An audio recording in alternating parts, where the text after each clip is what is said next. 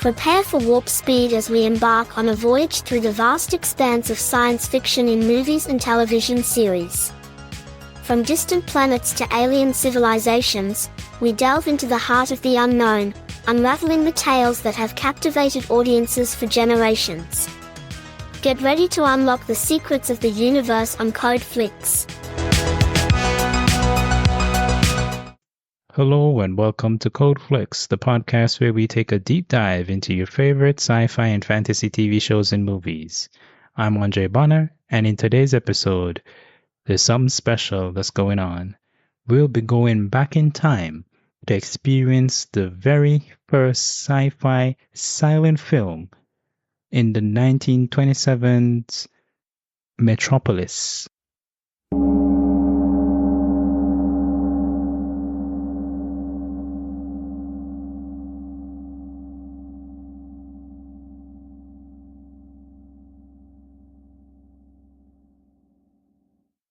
So, of course, I had to find out where sci-fi films started. And in my cursory research, I found this film from the silent black and white era. I, however, was able to watch it recently in color as one of those regenerated versions, right, using modern technology. So it had color and everything. It wasn't easy watching and reading narrative dialogue for over 2 hours, but it was worth it. It was worth the time.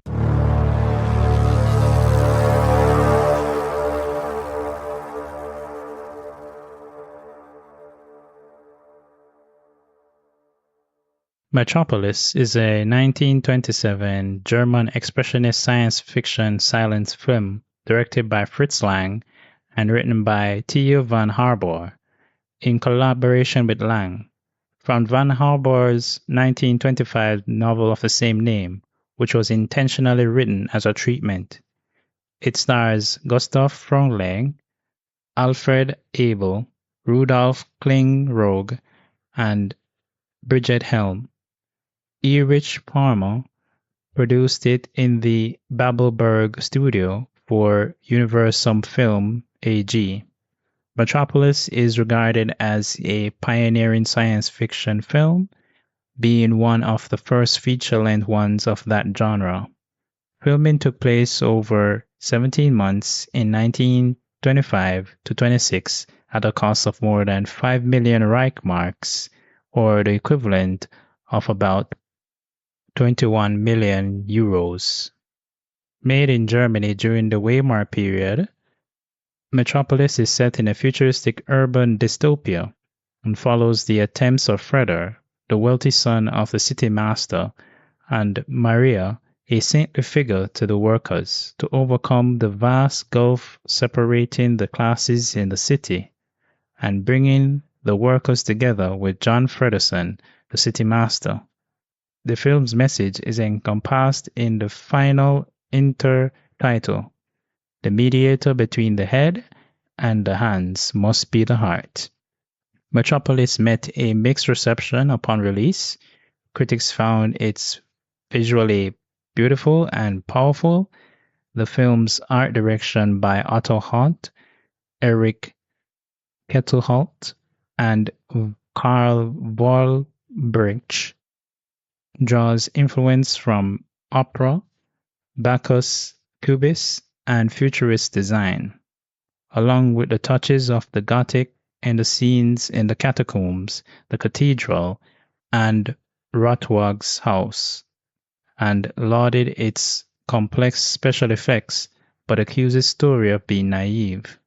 H.G. Wells described the film as silly, and the Encyclopedia of Science Fiction calls the story trite and its politics ludicrously simplistic. Its alleged communist message was also criticized.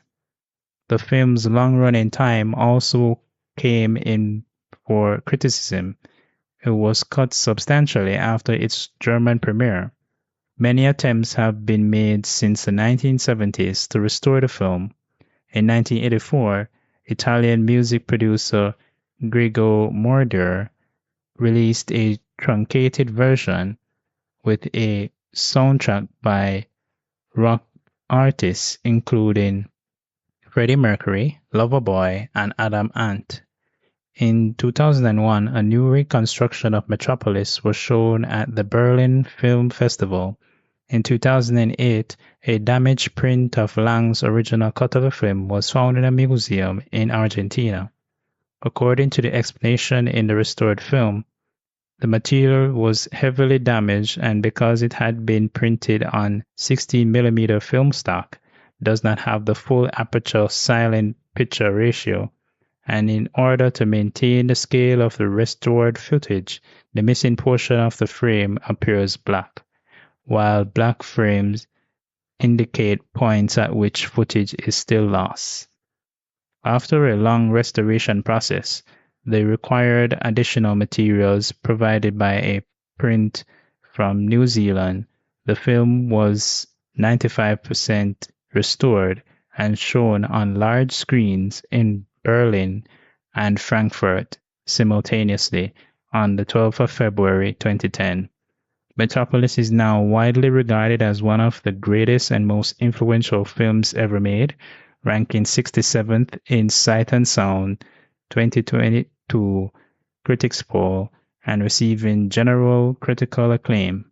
In 2001, the film was inscribed on UNESCO's Memory of the World Register, the first film thus distinguished.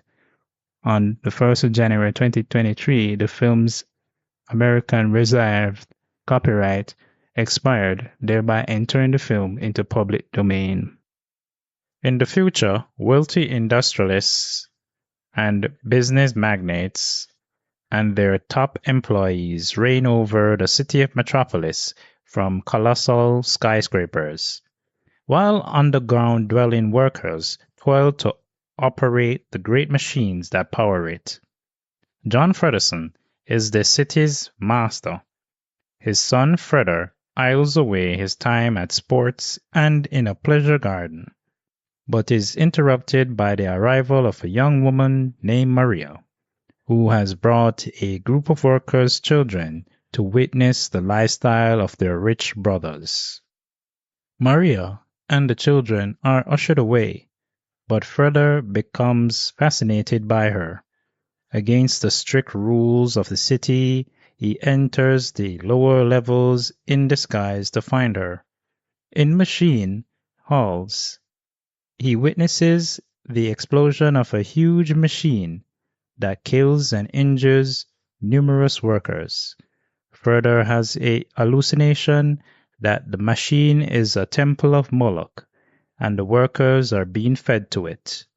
While the hallucination ends, and he sees the dead workers being carried away on stretchers, he hurries to tell his father about the accident. Grot, a foreman of the heart machine, brings Fredderson's strange maps found on the dead workers. Fredderson fires his assistant Josephat for not being the first to bring him details about the explosion or the maps. After seeing his father's cold indifference towards the harsh conditions faced by the workers, Fredder secretly rebels by deciding to help them. He enlists Josephat's assistance and returns to the machine halls, assuming the identity of an ill worker. Fredderson takes the maps to the city's greatest inventor, Rotwag, to learn their meaning. Rotwag had been in love with a woman named Heel, who left him to marry Fredderson and later died giving birth to Fredder. Rotwag shows Fredderson a robot he has built to resurrect Heel. The maps show a network of catacombs below Metropolis, and the two men go to investigate. They eavesdrop on a group of workers, including Fredder. Maria addresses them, prophesying the arrival of a mediator who can bring the working and ruling classes together. Fredder believes he can fill the role and declares his love for Maria. Fredderson orders Rotwag to give Maria's likeness to the robot so that it can discredit her among the workers, but is unaware that Rothwag's true plan is to usurp him as ruler by sparking a revolution. Rothwag kidnaps Maria, fashions the robot in her image, and presents her to Frederson. Freder finds the two embracing and believing his father to have betrayed him, falls into a prolonged delirium. Intercut with hallucinations, the false Maria preaches to the workers that they must rise up against the surface world, resulting in chaos and dissent. Freder recovers and returns to the catacombs, accompanied by Josephat, finding the false Maria urging the workers to destroy the machines. He accuses her of not being the real Maria. The workers ignore him and carry out her wishes, smashing the machines and triggering a great flood that threatens to drown their children. The real Maria, having escaped from Ratog's house, rescues the children with help from Freda and Josephat. Grat berates the celebrating workers for abandoning their children in the flooded city. The workers become hysterical and condemn the false Maria, burning her at the stake. A horrified Freda watches until the fire reveals her to be a robot. Rotwag, believing Maria to be a reincarnated heel, chases her to the roof of the cathedral. Pursued by Freda, the two men fight as Frederson and the workers watch from the street, and Rotwag falls to his death. Freder fulfills his destiny to unite the city and the underworld by linking the hands of Frederson and Grot to bring them together. So here are some key themes and symbols in Metropolis. Themes: class struggle and social injustice. The central theme of Metropolis is the stark distinction between the upper class, who live in luxury, and the working class who toil in harsh conditions underground. The film highlights the exploitation and dehumanization of workers, emphasizing the need for social justice and equality. Industrialization and dehumanization. Metropolis critiques the rapid industrialization of the early 20th century and its impact on human lives. The film depicts the workers as mere cogs in a giant machine, symbolizing the dehumanizing effects of industrialization and the loss of individuality in a mechanized society. Technology and control. The film explores the relationship between technology and power. The city of Metropolis is driven by advanced machinery controlled by the elite. The creation of the robot Maria represents both the potential and the dangers of technological advancement, including the loss of humanity and ethical considerations. Rebellion and revolution. The workers' uprising against their oppressive conditions is a key element of the plot. The film examines the causes and consequences of rebellion, the desire for change, and the struggle for a more just society. Reconciliation and unity. Despite the conflict, Metropolis ultimately advocates for reconciliation between the classes. The film's resolution suggests that mediation and understanding between the head, the elite, and the hands, the workers, require a mediator, represented by the heart. Symbols. The Tower of Babel. The Tower of Babel in the film is a powerful symbol of human ambition, pride, and the resulting disunity. It represents the hubris of the elite and their separation from the workers, drawing a parallel to the biblical story where the construction of a massive tower led to confusion and division. The Heart Machine. The heart machine is the central power source of Metropolis and symbolizes the vital yet vulnerable nature of the city's industrial system. Its destruction signifies the collapse of the rigid social order and the need for a more humane and balanced approach. Maria, or Robot Maria. Maria is a symbol of hope, compassion, and the potential for reconciliation. In contrast, the robot Maria symbolizes manipulation, deceit, and the dangers of technology when used for control. The duality of these characters reflects the film's exploration of good and evil, human and machine, the hands and the head. The recurrent motif of the hands workers and the head elite underscores the film's message about the need for collaboration and understanding between different social classes. The heart, as the mediator, symbolizes empathy and connection. The underground city. The underground city, where the workers live and labor, symbolizes oppression and the hidden costs of the upper class's luxury. It serves as a visual representation of the social divide and the sacrifice of the many for the benefit of the few. The gardens and the Club of the Suns.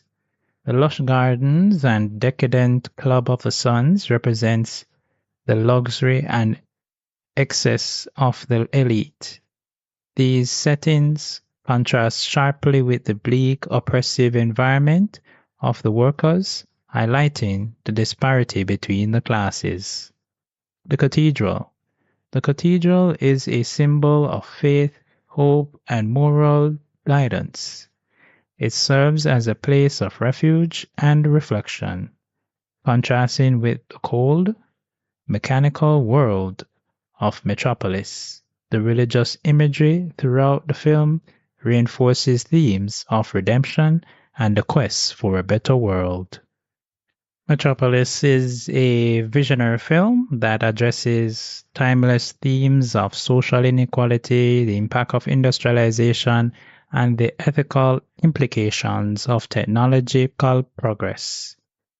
Its rich symbolism includes the Tower of Babel, the Heart Machine, and the characters of Maria and Robot Maria, provides a profound commentary on the human condition through its strikingly visual and powerful narrative. Metropolis continues to resonate with audiences and inspire discussions about the balance between progress and humanity and the importance of empathy and unity in overcoming social divides.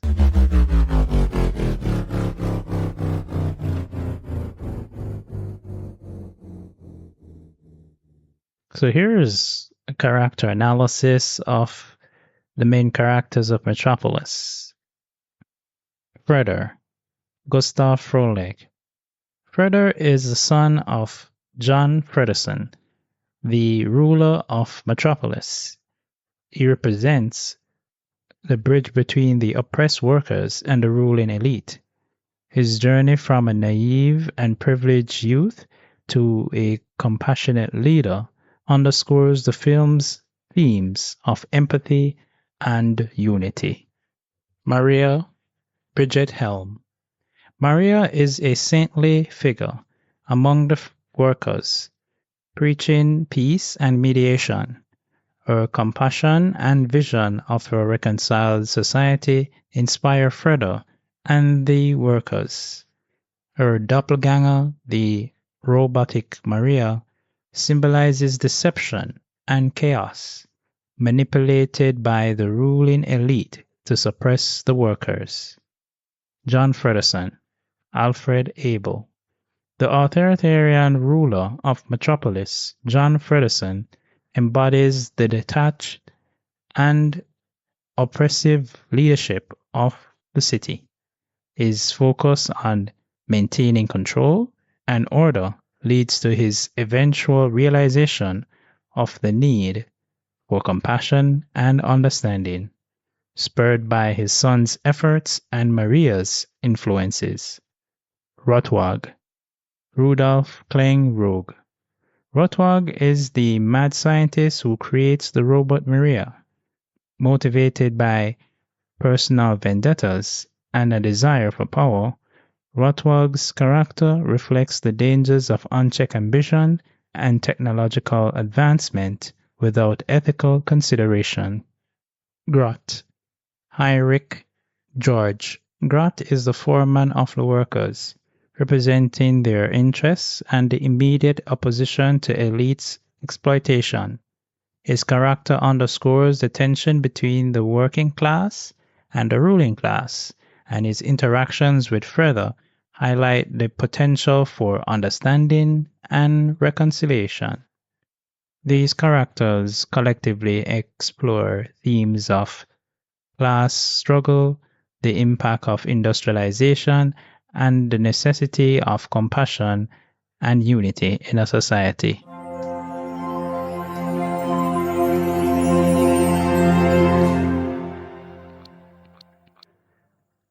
Here is a detailed overview of the production and design of Metropolis. Production. Director and writers. Directed by Fritz Lang, written by Tia van Harbor, based on her own novel. Cast. Bridget Helm as Maria and her robot double, the Maschine Mischkin. Gustav Fröhling as Froelich, as Fredo, the son of the city's master. Alfred Abel as John Fredderson, the master of Metropolis. Rudolf Klein-Rogue as Rotwag, the inventor. Filming locations. Filming took place primarily at the Babelberg Studios in Potsdam, Germany. Production spanned over 17 months, from 1925 to 1927, making it one of the most ambitious film projects of its time. Design, visual effects and cinematography. Visual effects supervised by Eugene Skriftan included groundbreaking techniques such as the Skriftan process, which used mirrors to combine actors with miniature sets. Cinematography by Carl Friend and Gunther Ritter utilized innovative lighting and camera techniques to create the film's distinct look, emphasizing the contrast between the towering cityscapes and the grimy underworld.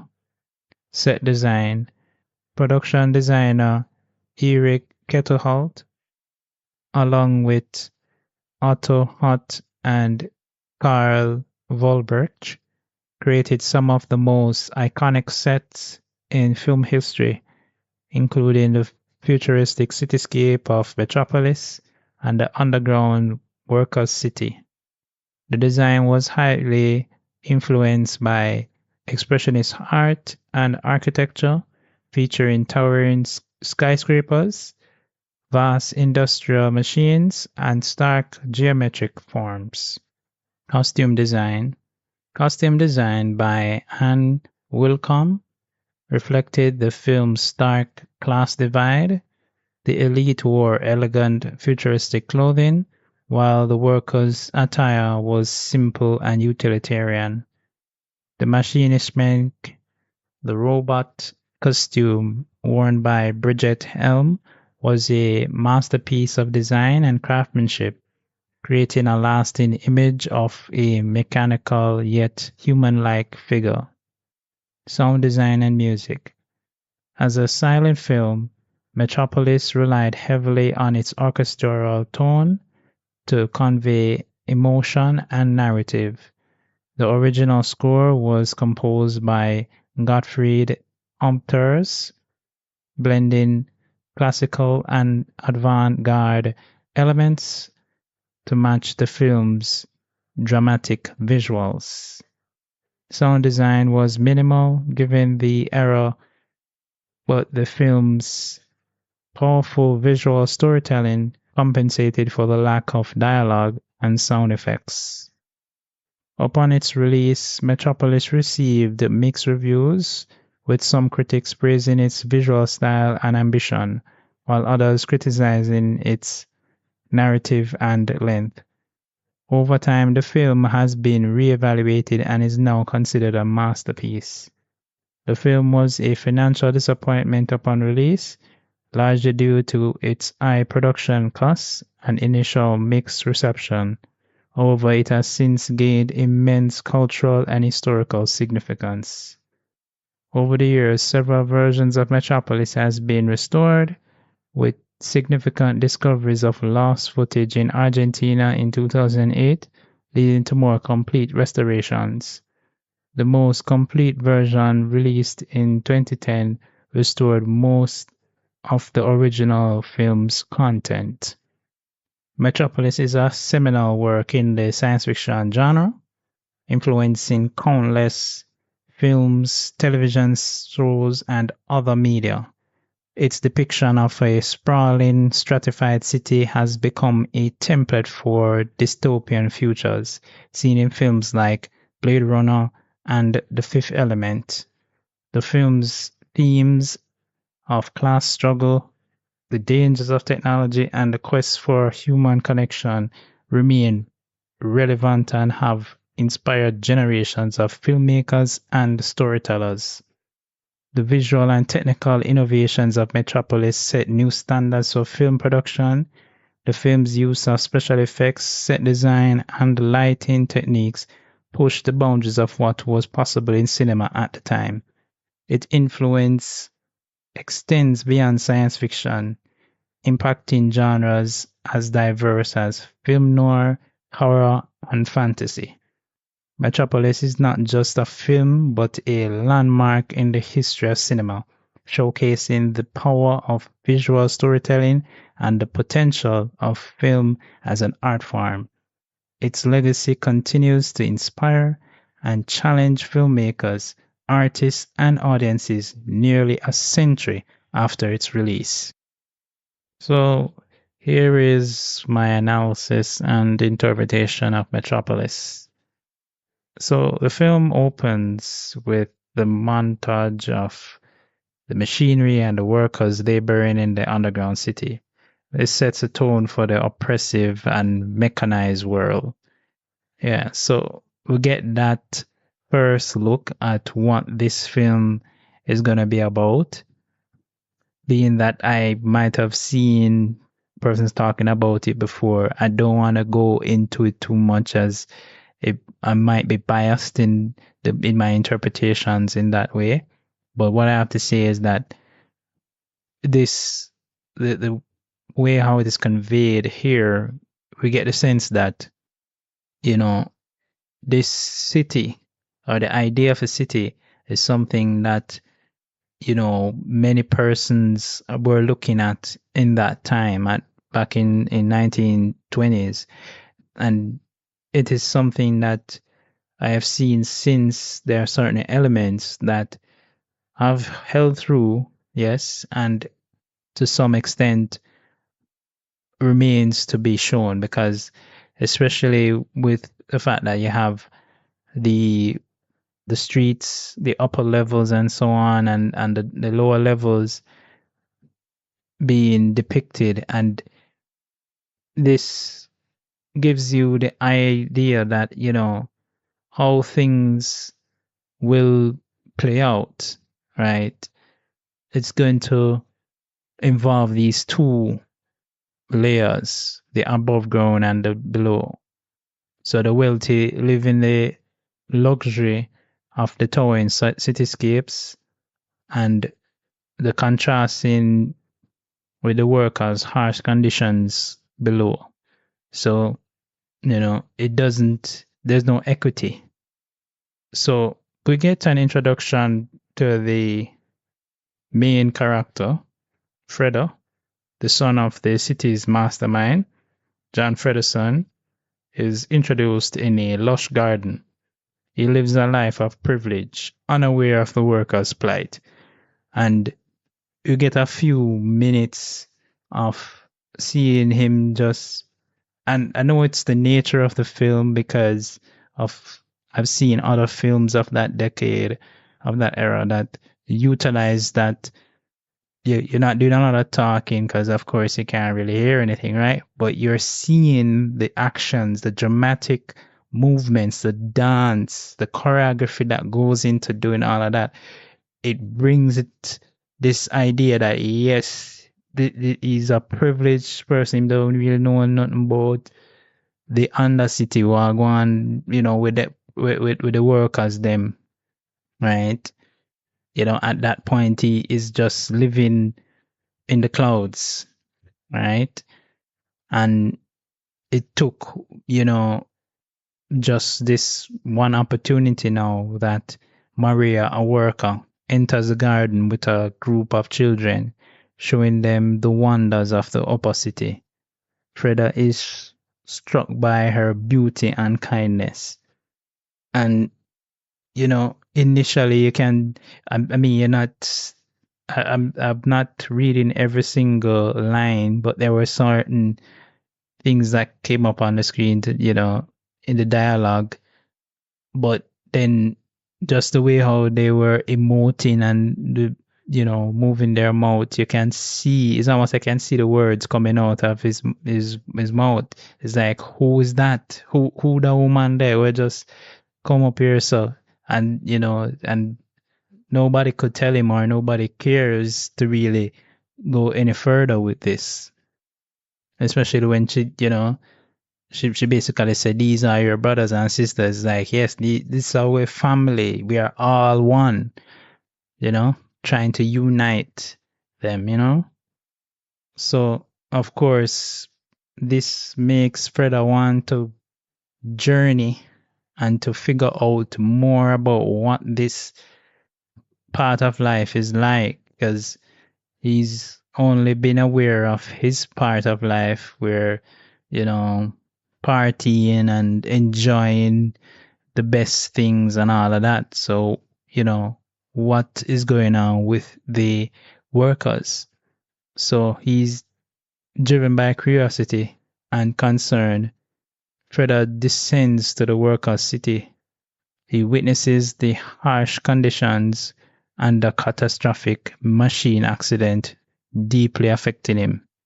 So, to me, at first, it seemed as if, boy, him end up there in, watching all of this taking place, and it's almost like him caused the accident. But then it's not necessarily him, but he came on and saw that these things happen. They do happen.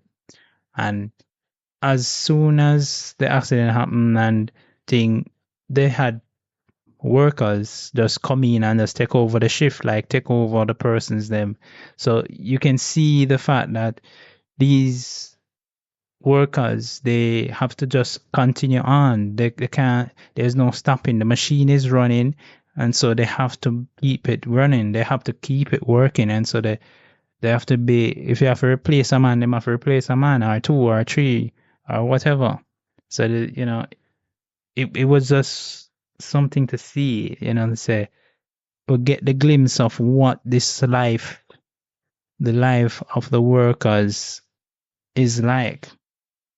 So, John Fredderson and Ratwag visit, the visit between John Fredderson. So, when meet up with Ratwag, who was an inventor who created a robot capable of being transformed into a human, I plan to use the machine man to control the workers. So the idea, because we see that the workers have been meeting basically with Maria after them shift, and she's giving them hope. She's providing them with hope, and she's inspiring them, which is good for the workers. But John Fredderson not going to have it. because he wants to keep the status quo. He wants them to be subservient. He wants them to not have hope and to only have hope in what he can provide with the work that he's given them. And I think it's also partially inspired by the fact that his son has been basically overtaken by this obsession of, seeing how the workers live. Because by this time, Freda would have gone into the workers' city and seen how, them live literally. I mean, it take the place of a worker, another gentleman right there, and basically end up, you know, doing everything the worker would do and so on, and, be a part of that. And even setting up a rendezvous with that worker, right? Which we'll see later on how that plays out. So it is revealed that Ratwag would have been in love with this woman called Heel, and she apparently seems to had been more interested in Frederson. And so that inspired him to create this robot, right, initially. So now the fact that they're planning to do this now, basically Ratwag have his plan, right, his counter plan, to Frederson's plan. Because Frederson's plan is to oppress the workers, but Ratwag's plan is to oppress Frederson because we want to get back at him for Heel. So, of course, Maria's sermon would have been very inspiring to the workers. And Freda, who would have been there listening, he becomes overtaken with the idea that the mediator which she speaks of, the one that will come, might be him because of the fact that he is there basically trying to understand who they are, and he's one of the upper class. And I do believe that at that point it seemed like Maria might have believed as well because she saw she saw the way how he was and thing, and then perhaps even more their romantic relationship was sparked there, right? Soon after this, of course, Ratwag initiates his plan. He kidnaps Maria and transforms her in, her parents basically from Maria to the machine man, the robot. So he has the robot now and give the robot the instructions necessary to incite the chaos among the workers.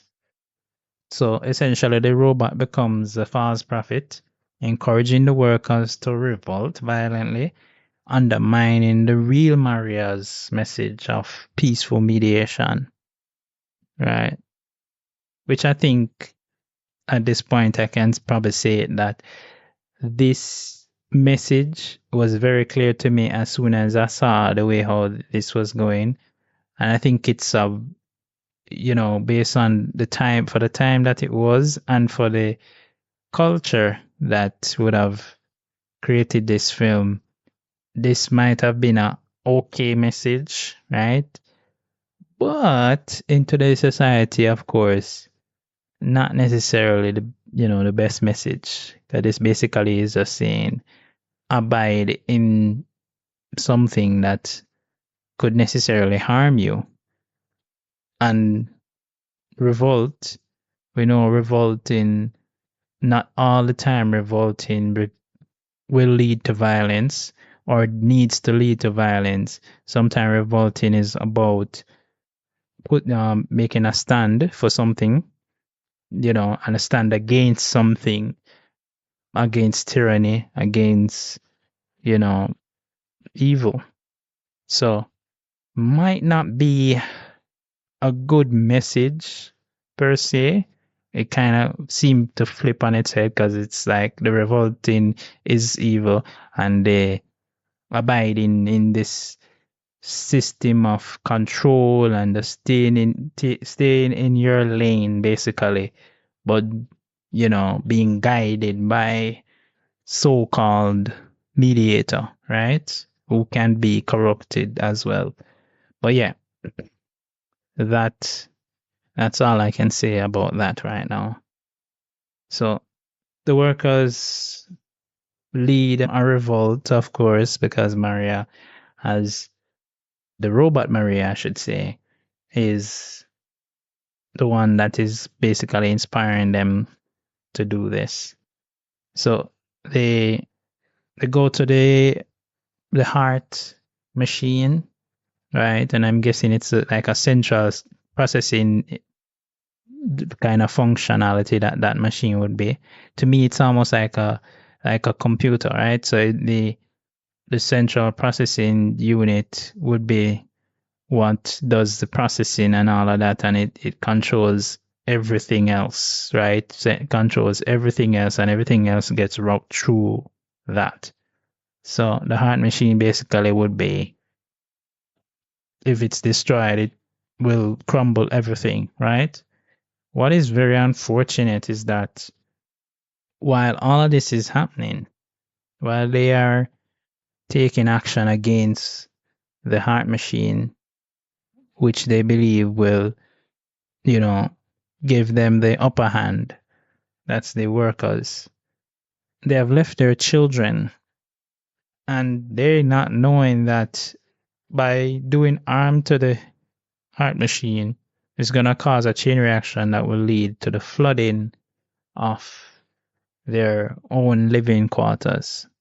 And I guess this part of it might be an okay message to send, to say, all right, before you decide to do anything too dangerous, ensure that you understand what the consequences are. Because by doing this, yes, you put everybody on the surface or the overcity in Metropolis without light, without water, without, basic utilities or whatever.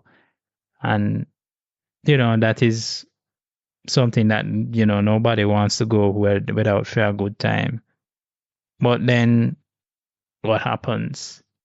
The very place you call home, where you leave your children, get flooded out. And it was, it was very weird. I mean, for the time, again, probably the culture again, leaving your kids at home, not a good idea, right? Never a good idea for no reason at all. Never leave your kids at home by themselves for long periods of time. Well, for any period of time, because, yeah, especially when you have young baby and stuff and kids. So yeah, never a good idea. So that happens. They don't realize this, of course, right? Of course, Fredo would have been one of them who would have been deceived by the robot Maria. But now he realizes that all of what is happening has been because of this fraud. And so he seeks out and finds the real Maria, who is now free, who had ended up going back to the workers' city while the workers were out. And essentially, it started flooding with her, and the kids started to come out and stuff, and she had to basically ended up saving the kids, by getting them out and stuff and getting them alert and so on. But Freda and the second in command for John Freda, which I should have mentioned earlier, he was the one that Freda made the deal with and so on. But yeah, they eventually came back to the worker city and helped to free the kids. getting them to safety, breaking down all of the bars and so on that, were there to get them out and so on. A confrontation ends up with the fake Maria, or the machine, the robot, being taken by the workers, because the workers now realizing that the city is flooding and their kids are in danger. And of course, them never know so them kids were being saved by real Maria and and Fredo. So eventually them start, run down first them start run down the real Maria, and then them realize or Maria was able to pop them at some point to go around one corner, and Rotwag got hold of her, but the robot Maria, now fake one, she got caught because she was in the same part of the city at that point when the workers were confronting her, and they grabbed her, then put her up on a pyre to burn her, which is, it's a great thing that it wasn't, so coincidentally they caught the right one, the right Maria to burn, and they didn't burn the real human being, right? Yeah, but at the same time, Maria's life was in danger because Ratwag did want to do away with her now, because, he got what he wanted now, and essentially no have no need for the real Maria, right? So that happens, right? Freda tried to intervene. They tossed and fight for a little while and thing, and eventually, I believe Ratwag fell over from a great height and died or something like that. Yeah. Yeah. After them struggling. Yeah. So Maria would have saved the children and things, so tell them, say, hey guys, your children are safe, so you don't need to continue on this murderous rampage. Of course, them done burned the machine already, so that happened. So of course, the final scene would have seen Freda acting as the mediator, joining the hands of his father and the workers after this whole. So, and I think that was very, very iconic scene where, it's basically just like, joining two enemies or two opposing forces. So it's like, it just, it was a real mediator in that sense, that, him know him father, as well as he understands the workers, and so he was able to bring them together, really, because they both wanted to come to a understanding, because John Frederson would have wanted to come to some agreement, but because you don't really want for us outright go do it, so I think that scene was really iconic. I mean, just putting the two of them together, the both, joining hands to say, hey, let's try to work together instead of working against each other. You having the upper hand, or me, I do this or whatever. So yeah, I think it kind of works in that sense, trying to bridge the gap between the classes.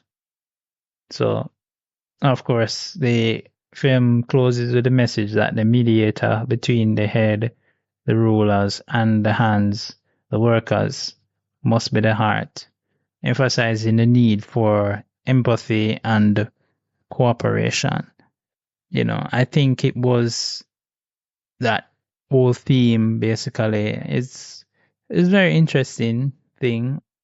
As I said, I don't like that element though of having it being like, oh, it's you the revolt would mean necessarily violence, right? Not all the while. And perhaps, the way they want to get the message across in the 20s, probably what they would have said, all right, let us do this. Let's not have, you tearing down the system, try to work within the system, that kind of message and, and thoughts is like, yeah. So, and it's something that's perpetuated even up to now. Sometimes people say, hey, the system, yes, the system is not perfect, but let's try to fix the system. No, not all the while the system can fix. Sometimes you have to deconstruct the system. You have to take it down and rebuild it, right? Because if you have a flawed system and you continuously try to fix here and here and there, right? Just like how they tried to mend the pipes, right? They mend the pipes and it the leak here so and it back up over there so and it start break there so you're gonna still have problems eventually. But if you were to decide that you're gonna take out the pipes totally and repipe everything, you have a better system eventually. So it's not necessarily to say that you're gonna always resort to that. Yes, if there are things that can be worked on and can fix to make the system operate way more efficient, fine. But if you're realizing that fix here, we'll fix there, we'll fix there, we'll have to continuously be fixing, and it doesn't work, or at least it's not working as efficient as it can, we definitely have to look at changing and starting from scratch. That's how I look at it, right? And no amount of trying to, deal with stuff and whatever and thing. I guess part of of it would be looking at people. So John Fredderson is a person. Yes, he's regarded in a higher rank, a higher status, higher class. But the workers, right? So the workers would be of a lower rank or be seen as a lower rank. But if you mediate or you come to an understanding, everybody's on the same level. So everyone is, and that's the whole essence of the communist message, right? And that's why I say it's not necessarily, the best message, but it is a good message in terms of everyone on the same level, everyone being understood and cared for at the same, some kind of equity, right? And probably you've seen those memes online where you have inequality, equity, and they show you three persons looking over a fence, and you see somebody who is short, and then give them like two boxes, and the person who tall, them get to stand up, can see over the fence already, and so the person who short get two boxes because that is what you call equity. Equality would be giving everybody two boxes. So no matter what, whether you are tall or short, you get two boxes. But the two boxes for the tall person would put him even higher than the person who's short. So it's not necessarily, it's still not equal, or it still doesn't come out to be the same. All right.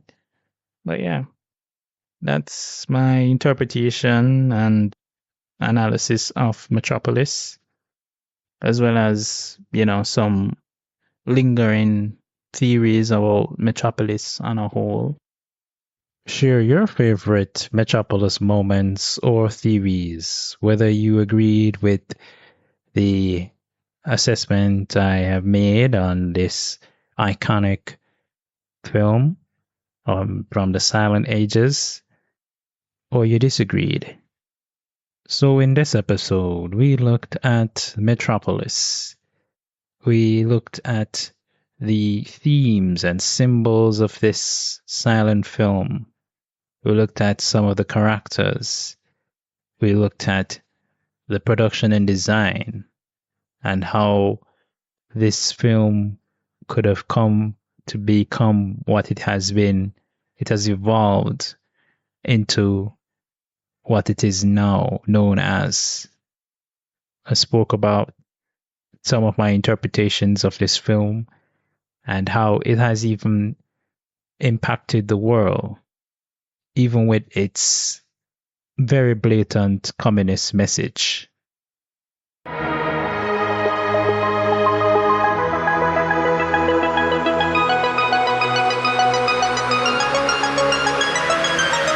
So at this time, I'd like to encourage you to subscribe and follow the podcast for future deep dives in a world of science fiction. Thank you for tuning in. Thank you for the support. We're on a road to 500. Let's do it, guys. See you next time.